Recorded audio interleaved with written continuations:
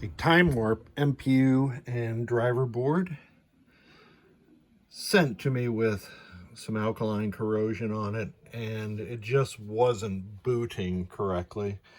The client had done a few things like socket or resocket these 6821s, and he did a decent job on that.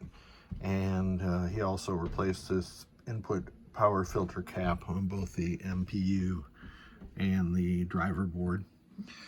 The root cause of the problem, I believe, was there was some corrosion underneath a sticker that was right here, and you can see where I'd repaired the trace to the 5101, and also I replaced all the 24-pin sockets for the flipper ROMs, the game ROM, and the 6810.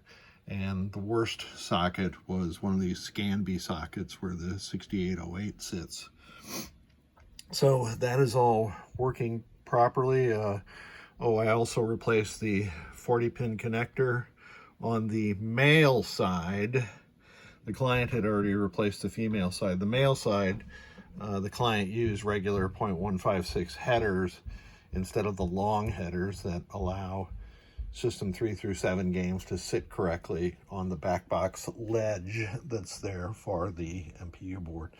So it is operating properly now. Let's go through the test. There's the lamp matrix. The only coil that's on is the coin lockout coil, and I did have to replace 2 transistors. This one always gets bent off on these driver boards, and this one was flaky. I tried to solder it on again, but eventually it was no good, so I broke it off and we have replaced it. And then one of the tip 102s in the special solenoid sections was locked on also, was open, and I've replaced it. We have done the FET mod to the board, so no more high heat in the lamp matrix section. And this isn't entirely necessary, but the current limiting resistors in this section of the board were just a mess. So, and there was a little bit of alkaline corrosion on these drive transistors, so I replaced those also. Let's see, added a blanking indication on the driver board.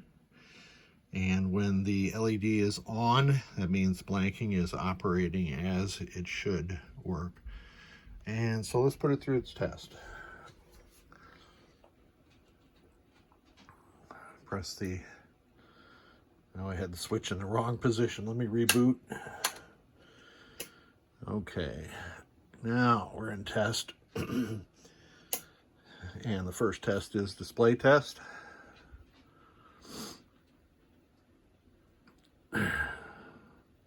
Just getting over the vertigo, and I'm feeling pretty good. I still can't drive. Here's the lamp test.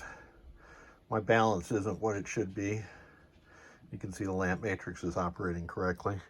And let's start solenoid test. So it'll go through each of the 16 regular solenoids on the top of my homemade tester, and when it reaches solenoid 16, that LED will go out. Now we're into the special solenoids, and this one, the fourth one there, was the one that was not working and required a transistor to be replaced.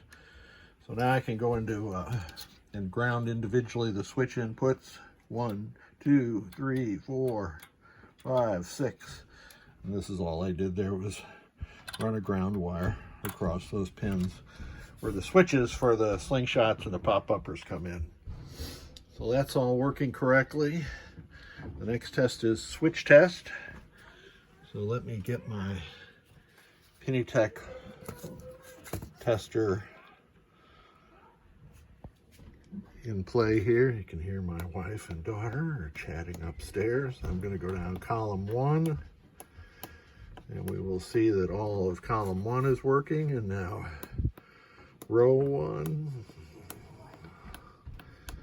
and the last switch on time warp is switch 44. Yeah, so the switch matrix is operating properly, and that is the end of the test.